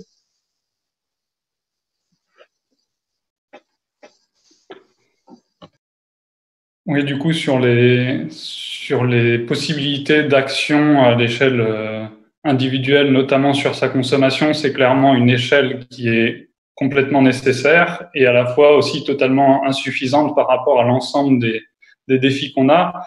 La bonne nouvelle d'un certain côté, c'est que y a des interactions très fortes entre les différents échelons d'action et entre les actions, par exemple, des citoyens, celles des citoyens aussi en tant que consommateurs quand ils vont choisir quels produits ils choisissent pour leur nourriture ou pour leurs objets de la vie quotidienne, entre aussi ce que vont produire les entreprises pour aussi s'adapter à ce que demandent les citoyens, les consommateurs, mais aussi la demande politique va aussi s'adapter un peu au fur et à mesure en fonction des opinions et de ce que souhaitent les citoyens. Alors, au niveau individuel, il y a différents intérêts à se mettre, disons, à agir pour une consommation plus responsable. Tout d'abord, c'est, je dirais, la cohérence envers soi-même. C'est que aujourd'hui, en France, on est du coup majoritairement conscient des défis qu'il y a aussi bien au niveau de la crise écologique, de la crise sociale et démocratique qu'il peut y avoir actuellement dans notre pays. Mais pour beaucoup, on n'arrive pas, soit totalement ou même en partie, à s'aligner avec toutes les valeurs qu'on porte. Du coup, c'est tout d'abord un peu ce défi d'être en cohérence avec soi-même. Donc, ça rejoint ce que disait Estelle sur les valeurs, de réussir à entre guillemets être fier des actions qu'on peut porter. Après, il y a un deuxième intérêt, selon moi, de tout faire pour se mettre justement en cohérence et consommer plus responsable, c'est tout le côté d'éducation que ça peut porter. C'est-à-dire que quand on cherche à consommer responsable, eh bien, tout d'abord, on essaie de voir quels sont les critères qu'on a envie de rendre plus durable. En tout cas, par exemple, si on veut rendre notre alimentation plus durable, qu'est-ce que ça signifie pour nous? Donc, quels sont les critères qui nous semblent importants? Et après, ça va être de regarder quels sont les moyens pour acheter du coup, par exemple, plus local. Donc, par exemple, d'aller sur la carte de Transiscope qui recense près de chez soi toutes les initiatives, que ce soit sur l'alimentation, le zéro déchet, la mobilité, etc. Toutes les initiatives qui peuvent exister, qui sont à portée de main. Ça peut être de s'informer aussi via des chaînes, par exemple, comme Imago, qui recense tout un tas de documentaires, de ressources, de petites vidéos ou de vidéos plus ou moins longues. Ils ont d'ailleurs en ce moment un dossier aussi sur la surconsommation, donc si vous voulez continuer après cette conférence. Donc ça, il y a un côté éducatif extrêmement fort.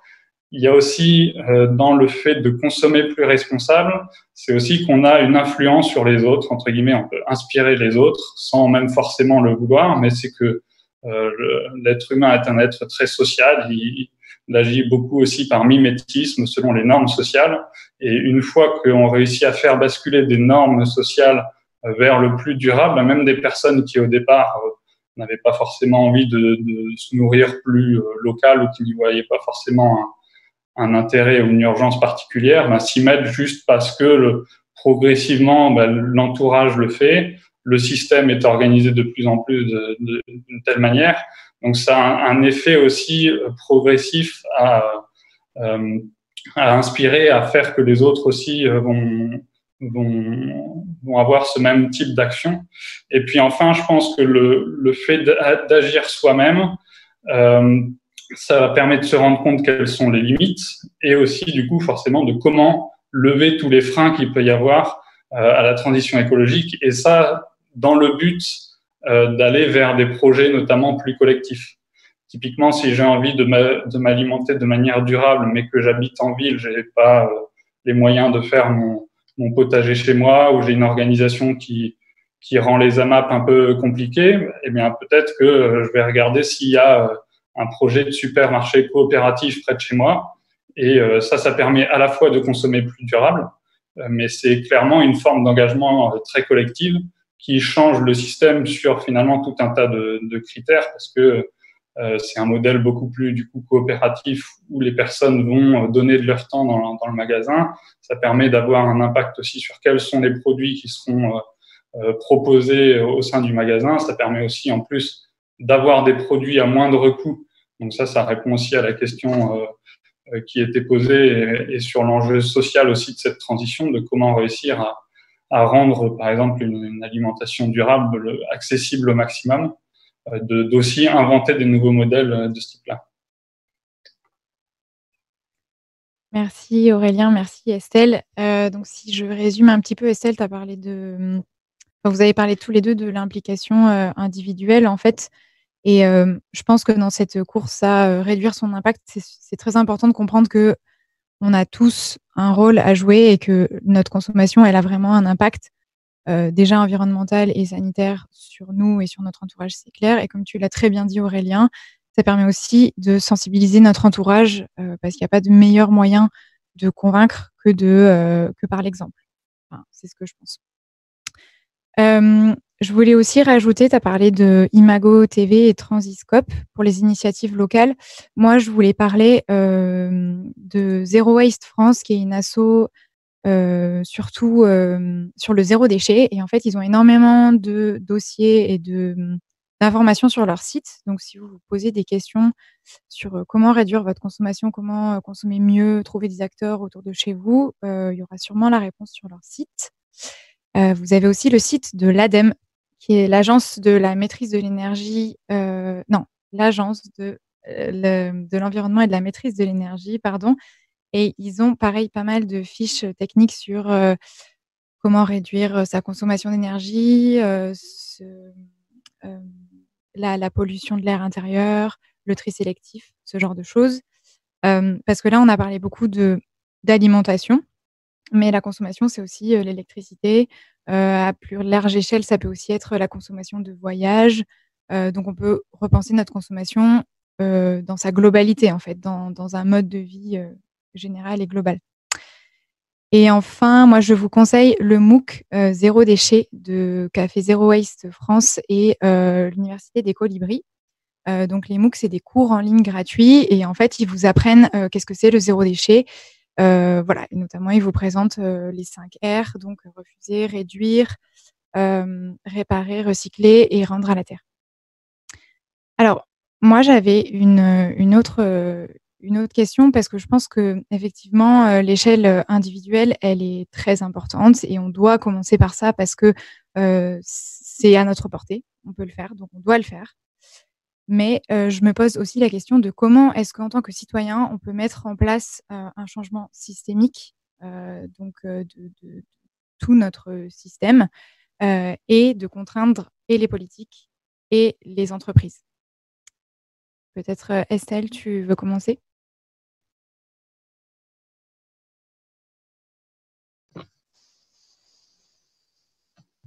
Oui, alors en tant que citoyen, comme tu le disais, évidemment, individuellement, c'est hyper important. Ça changera pas tout, mais c'est un signal en fait qu'on donne non seulement à tous les acteurs politiques, mais aussi à tous les acteurs économiques. Ensuite, en tant que, on peut rejoindre des collectifs qui militent en fait pour une autre économie, par exemple, ou une autre façon de produire. Je pense à tout ce qui se passe aujourd'hui autour de la PAC, la politique agricole commune. Alors c'est vrai que moi je parle beaucoup d'alimentation, mais comme tu disais Clotilde, il ne faut pas oublier le reste évidemment.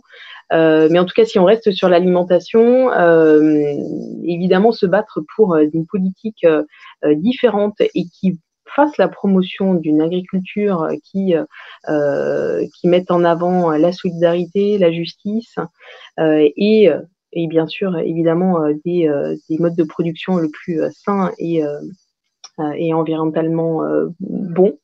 Donc ça, c'est hyper important de donner de la voix dans ces collectifs-là. Donc il y a Pour une autre PAC, il y a aussi d'autres collectifs et qui mènent différentes actions de temps en temps. Alors pour l'instant, là nous on n'a rien lancé, mais il est possible qu'on lance des différentes actions de mobilisation pour justement montrer à quel point cette consommation et derrière ça ces modes de production ne sont absolument plus viables. Ça peut être différentes actions vis-à-vis des acteurs économiques. Donc cibler les acteurs économiques, je pense, enfin nous pensons chez FAIRE que c'est une des actions essentielles parce que on le voit bien, c'est eux qui détiennent pas mal de pouvoir et il faut pouvoir leur dire et leur donner des idées pour pouvoir produire différemment. Je pense, alors dans la vidéo, je crois, je parlais du café. Et c'est vrai que les acteurs économiques du café sont aussi des gens à pointer du doigt. Ça peut passer par du boycott, ça peut passer par des lettres à envoyer de différentes manières. Donc voilà, nous on a prévu des petites choses, donc restez à l'écoute aussi là-dessus.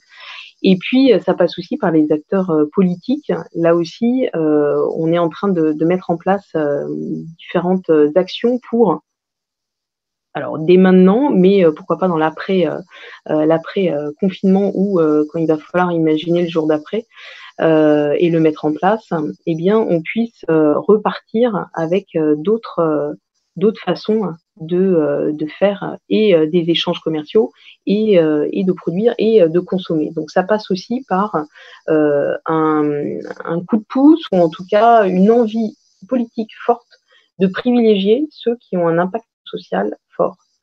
Donc, c'est-à-dire qu'il y en a peut-être que le temps où les pollueurs non payeurs a suffisamment duré et il est temps de prendre en compte ceux qui créent une vraie valeur sociale, environnementale et de pouvoir les privilégier. Ça passe par différentes sources de réduction de TVA ou aller bien plus fort. L'Union européenne a pris il y a quelques jours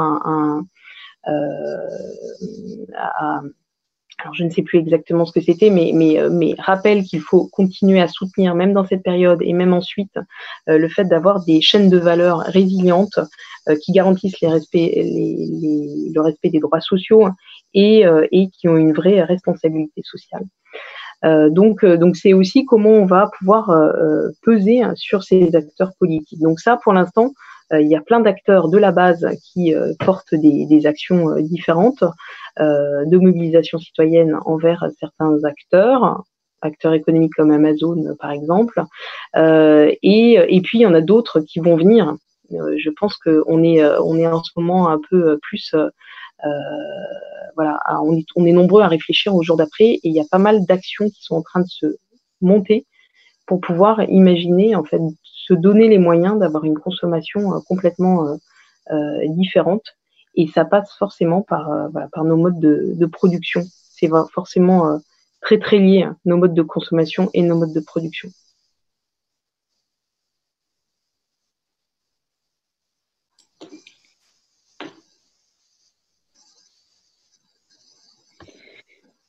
Alors oui, sur le côté plus sociétal sur un changement de manière plus systémique, il y a énormément de freins encore à lever. Ce qui est difficile aujourd'hui en termes d'action citoyenne, de pression sur les politiques, c'est que le contexte est déjà très incertain. On a encore du mal à voir, notamment en termes d'horizon de temps, le déconfinement selon les populations, quand est-ce que ça va arriver. Et du coup, certaines actions citoyennes sont plus difficiles aussi à mettre en place, à relayer, quand il n'y a pas la possibilité, par exemple, de manifestations, d'actions de désobéissance civile, etc. Je pense que sur le changement systémique, il y a eu différentes stratégies, je trouve, dans le milieu, notamment des écolos sur les dernières années ou dernières décennies.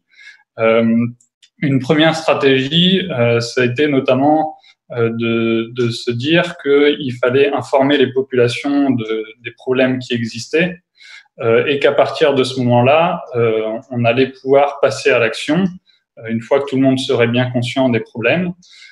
Et ça, donc, ça a été un peu la première stratégie qui a été lancée et qui a buté sur le constat que finalement, c'était pas du tout suffisant, parce que même finalement des personnes informées ne passent pas forcément à l'action.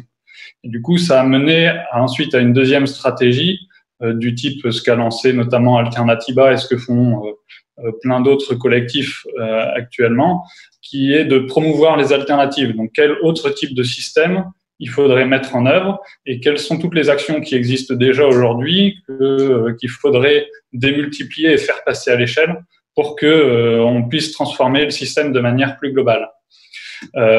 Et ça aussi, ça a pu buter dans un second temps aussi sur certaines limites, de se dire oui, mais en fait, si jamais les grands équilibres du système économique, politique, social, etc.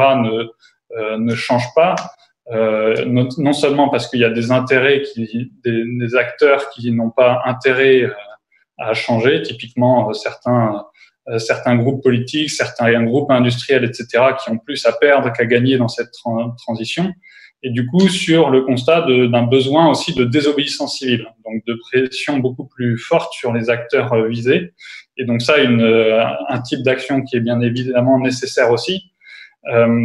Et ce que je pense, c'est que, en fait, les trois facettes n'ont pas encore été assez développées, et typiquement même sur l'éducation. Alors que ça a été un peu le premier levier qui a été tenté, on se rend compte qu'elle s'est faite de manière un peu volontaire pour toute une partie des citoyens qui étaient intéressés par le sujet, mais qu'elle s'est pas faite de manière systématique, par exemple, pour l'ensemble des cursus scolaires, que ce soit du plus petit niveau jusqu'aux universités. Il n'y a pas encore de systématisation de l'éducation au changement climatique, à la biodiversité, à la pénurie des ressources, aux multiples pollutions qui peuvent exister, etc. Et y compris même forcément sur les différents salariés, les différentes personnes qui sont déjà en activité aujourd'hui, qui peuvent déjà agir sur tous ces leviers. Donc il y a déjà des besoins, même sur des leviers qu'on a pu identifier depuis maintenant quelques années, voire quelques décennies, d'aller encore plus loin. Et je pense que c'est sur la question de l'après-crise, très clairement, c'est dès aujourd'hui qu'il faut commencer à réfléchir à cette après-crise. Il y a déjà beaucoup de plateformes en ligne qui ont pu se créer, de collectifs qui se sont mobilisés, ou la base aussi qui fait de nombreuses conférences. Il y a plein d'autres conférences aussi qui ont lieu en ligne pour réfléchir à cette après-crise. Donc ça, c'est indispensable de continuer ça. Et je pense que d'un point de vue politique, en tout cas, je vois deux opportunités en tout cas de groupes de réflexion qui ont toute la légitimité pour être écoutés et pour que le gouvernement suive leurs recommandations. C'est deux groupes qui ont été constitués assez récemment par le gouvernement. Il y a tout d'abord le groupe, disons plus un peu le groupe d'experts qui est le Haut Conseil pour le climat. Donc c'est un peu, disons, la vision technocratique. on va solliciter des experts du domaine et puis ils vont nous donner quelles sont leurs grandes recommandations de politique publique. Et il est prévu que d'ici peu, ils sortent un rapport sur l'après-crise, justement, pour que ce soit un après-crise qui soit cohérent avec la transition écologique.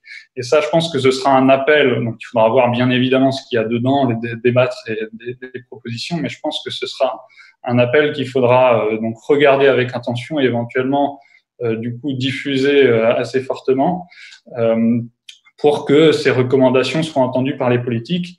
Et l'autre partie qui me semble même encore plus intéressante, c'est les premières propositions de la Convention citoyenne pour le climat qui ont pu fuiter. Donc, il n'y a pas encore vraiment de documents publics. Il y a eu des articles qui ont été faits sur les premières propositions. Et il y a des choses extrêmement intéressantes dedans. Donc, je vous invite à aller les regarder et puis à communiquer aussi autour de vous sur ces propositions et à voir comment on peut en faire aussi un outil de débat, en sachant que ce qui est hyper intéressant dans cette convention citoyenne, c'est qu'elle réunit encore, parce que leurs propositions finales ne sont pas terminées, 150 citoyens tirés au sort et assez représentatifs de la population française. Donc c'est intéressant de voir sur quoi ils sont capables de s'accorder dans cette transition pour justement avoir un changement qui soit plus systémique. Et comme je le disais tout à l'heure, notamment sur la publicité, je pense qu'ils mettent dans le débat des choses qui, pour certaines mesures, sont déjà dans le débat depuis longtemps, mais pour d'autres, n'ont pas forcément encore été assez poussées globalement et pourraient, espérons, inspirer un changement plus systémique sur l'après-crise. Oui, clairement, je suis d'accord avec toi. Je pense que la Convention citoyenne, c'est un modèle super intéressant, en espérant que ça suffise. Et d'ailleurs, on a une question dans le chat de Robin qui nous demande quand est-ce qu'on parle de révolution.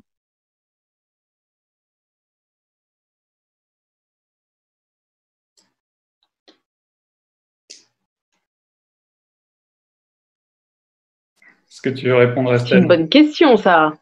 Quand est-ce qu'on parle des révolutions ? Bah ouais, quand ? Je sais pas si j'ai la réponse à ces personnes-là. Évidemment, je pense qu'on est je sais pas très bien. J'ai l'impression qu'on en parle un peu tous les jours, nous, mais sans la faire, peut-être. Et peut-être que ça serait bien de sortir en fait de cet état-là. Moi, je pense que ce qui est hyper important, c'est qu'on soit prêt à cette révolution. J'aimais beaucoup ce que tu disais, Aurélien, sur l'éducation. Sur l'éducation, sur le fait d'en parler autour de soi. Je pense que le moment qu'on vit là, je ne sais pas comment vous le vivez, mais c'est un moment, c'est à la fois un moment d'intériorité, parce qu'on est chez nous et qu'on est seul avec nous-mêmes parfois, et en même temps, c'est un moment où il faut surtout ne pas perdre les liens et continuer ensemble à construire un autre monde. Donc on est dans cet état un peu particulier, et je pense que c'est un moment où on peut préparer en fait cette révolution, en tout cas cette transformation forte du monde d'après. Donc déjà en se connaissant mieux, je reviens là-dessus, mais en connaissant mieux ce qu'on souhaite et pourquoi on le souhaite, parce que la question du sens, elle est hyper importante, je pense, dans notre consommation. Notre consommation, elle est basée énormément sur des critères psychologiques. Donc ces critères-là, faut aller les creuser en fait. Faut savoir pourquoi on consomme, pourquoi on continue à acheter telle marque, alors qu'on sait pertinemment en fait que c'est carrément destructeur, et pour nous, pour les producteurs, et pour la planète. Alors je sais pas s'il y en a parmi vous, mais peut-être que vous pourrez en parler autour de vous. Mais en tout cas, voilà, se questionner sur pourquoi on le fait et repartir plus fort en fait avec tous ces moments-là en fait qu'on aura vécu en se posant les bonnes questions. L'autre chose, ça serait évidemment de commencer à se connecter avec d'autres et dire autour de nous, si on vit à plusieurs là en ce moment, ou avec des amis dans les apéros divers à distance, de pouvoir parler de pourquoi en fait on croit à la suite et comment on l'envisage, et pourquoi pas de pouvoir commencer à établir, à convaincre peut-être d'autres personnes, et pour ça il faut avoir certains chiffres. Aurélien a donné plein d'infos. Vous en trouverez aussi sur notre site, par exemple. Parler un peu de tout ça et puis préparer et se relier à d'autres au-delà, des gens qui pensent comme nous, avec lesquels on peut faire communauté et pour pouvoir préparer ce moment, alors qu'on l'appelle révolution ou pas, mais je pense que évidemment ça ne pourra absolument pas être comme quand hier ou aujourd'hui en tout cas, mais comme hier, et que notre consommation, elle doit vraiment être amenée à être complètement transformée. Et ça passera par nous beaucoup. Moi, je crois énormément à la posture individuelle en fait. Et voilà. Ouais, en effet, bons éléments de réponse. C'est une question en effet difficile et ça dépend de quel type de révolution on parle, bien évidemment. Après, je trouve qu'en effet, là, il y a déjà des signaux sur ces derniers mois, ces dernières années qui montrent qu'il y a des résistances, disons une rébellion dans la société qui s'exprime de plus en plus sur tout un tas de sujets. Et ce sont pour beaucoup des sujets sociaux, pour des sujets environnementaux, et aussi sur la démocratie et sur la place qu'on donne aux citoyens dans notre société, dans les prises de décision. Et c'est vrai que c'est d'autant plus difficile que sur les derniers mois, l'échelon de l'État, en tout cas pour réussir à influencer les politiques de l'État, semble assez bouché, assez difficile à influencer. Donc ça rejoint un peu le côté de ce qu'on peut faire pour un changement plus systémique. C'est assez compliqué en ce moment, donc en plus en phase de confinement. Mais je pense qu'il faut donc à la fois, comme je le disais, relayer des initiatives qui peuvent exister comme la Convention citoyenne pour le climat, mais aussi essayer de penser comment refaire vivre la démocratie aussi à des niveaux plus locaux. Et je pense que là, il y a des opportunités très intéressantes à l'avenir de faire de plus en plus des sortes de mini-conventions citoyennes pour le climat, mais pas que pour le climat, de manière plus locale, sur laquelle, à des échelons où finalement les citoyens peuvent s'investir de manière plus facile. Notamment, on sait que l'échelle de la mairie et notamment les maires sont vus comme les personnalités politiques les plus proches des citoyens. Pourquoi pas organiser de plus en plus aussi à cet échelon-là des conventions citoyennes qui pourraient permettre de discuter quelle est cette après-crise qu'on a envie de créer, et pas forcément un après-crise qui soit le même à l'échelle de la France, puisque c'est pas forcément possible, et on sait qu'il y a énormément de solutions qui sont au niveau local, de réussir à un échelon plus petit, que ce soit au sein de nos familles, nos cercles d'amis, de nos communautés, de nos villes, nos régions, etc., à des échelons qui nous paraissent plus facilement accessibles, disons, de pouvoir aussi imaginer et créer, mettre en action cette transition. Merci Aurélien et Estelle. Alors si je reprends en 2 mots ce que vous venez de dire en conclusion, il faut profiter de ce temps qu'on a libre, disons, pour se préparer à une transformation forte du monde de demain et penser l'après-crise ensemble. L'important, c'est de recréer du lien et pourquoi pas imaginer des actions plus locales. Il faut vraiment se poser la question du sens. Pourquoi on consomme? Qu'est-ce qu'on consomme? Lire les étiquettes, c'est bête, mais voilà, d'où ça vient? Qui l'a fait? Combien?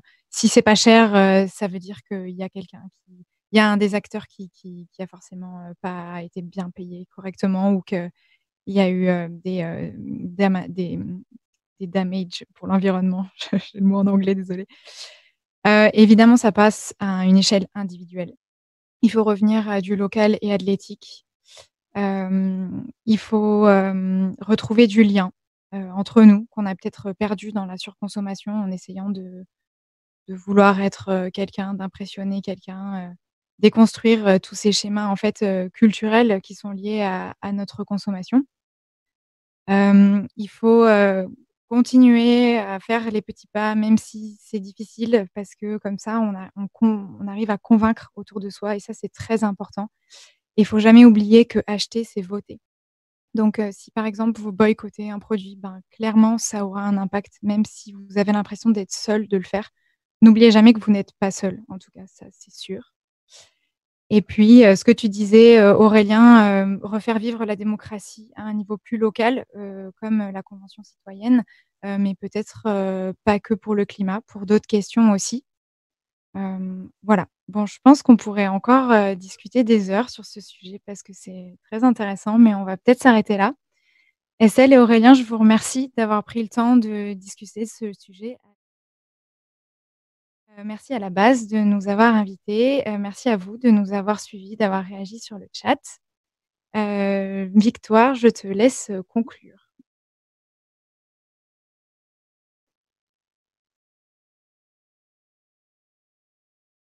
Du coup, je reprends la parole. Merci beaucoup à tous d'avoir participé à cet événement. Merci à Estelle de faire un monde équitable. Merci à Aurélien du mouvement WARN.